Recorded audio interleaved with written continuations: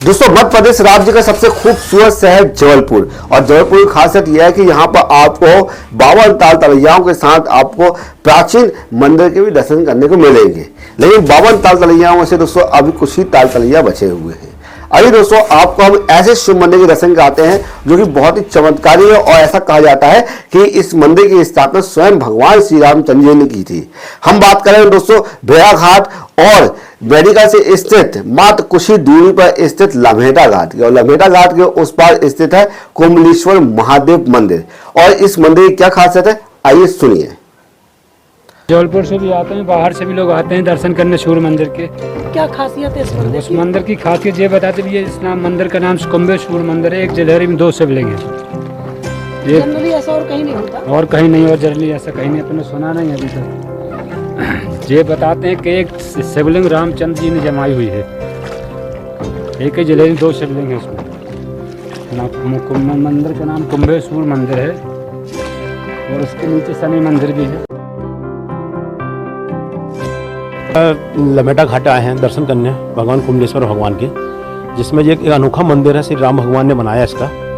हम लोग हमेशा सावन में आते हैं दर्शन करने। ये ऐसा मंदिर पूरे हिंदुस्तान में एक पहला मंदिर है। जल चढ़ाए, दूध चढ़ाए, फिर शक्कर, शहद, दूध, दही, घी, फूल, इत्र, फिर आरती किए और बेलपत्र चढ़ाई, समी पत्र चढ़ाई, भस्मी चढ़ाई। क्या खासियत है इस मंदिर की? इस मंदिर की खासियत ये है कि राम भगवान जब वनवास आए थे तो नर्मदा किनारे पर आए थे, और एक जलहरी में 2 शिवलिंग हैं, तो उनको उनने स्थापित किए हैं और अभिषेक किया है राम भगवान ने, इसलिए यहाँ पे सब लोग दर्शन करने आते हैं।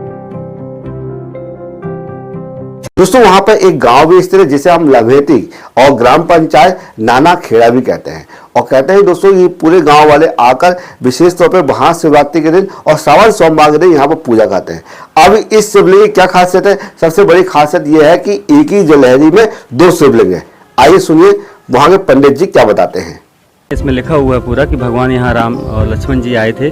कहा जाता है कि भगवान राम ने लंकापति रावण को मारा था। तो लंकापति जो रावण थे वो एक ब्राह्मण कुल से थे, तो ब्रह्म हत्या का दोष लगा हुआ था।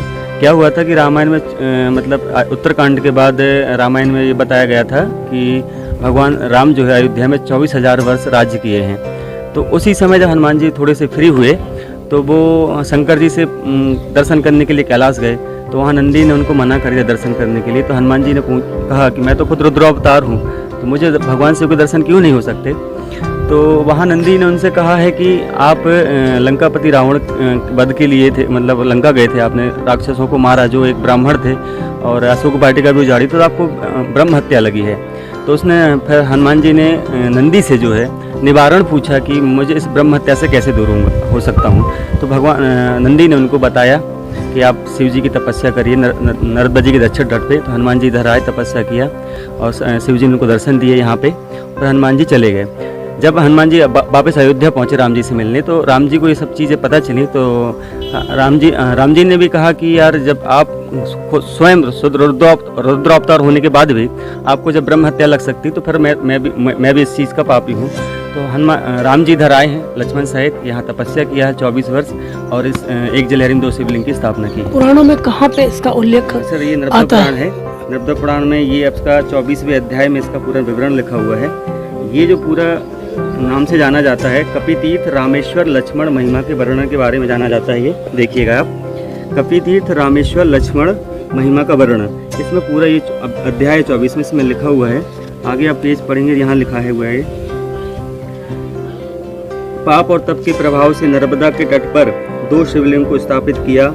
लिंग स्थापित कर वीर राम लक्ष्मण दोनों ही निष्पाप हो गए। तो ये जो स्थान है बहुत ही पवित्र है। भगवान राम लक्ष्मण ने यहाँ स्थापित किया है शिवलिंग, एक जलहरी 2 शिवलिंग, जो पूरी दुनिया में एकमात्र ऐसा स्थान है। दोस्तों आपने सुना इस शिवलिंग के बारे में, उन्होंने ये बताया कि इसका जो वर्णन है नर्मदा पुराण में भी दिया हुआ है। और सबसे महत्वपूर्ण बात तो ये है दोस्तों कि ये शिवलिंग बहुत ही प्रतापी है, लेकिन जबलपुर शहर के बहुत ही कम लोगों को इस जगह के बारे में और इस शिवलिंग के विषय में पता है।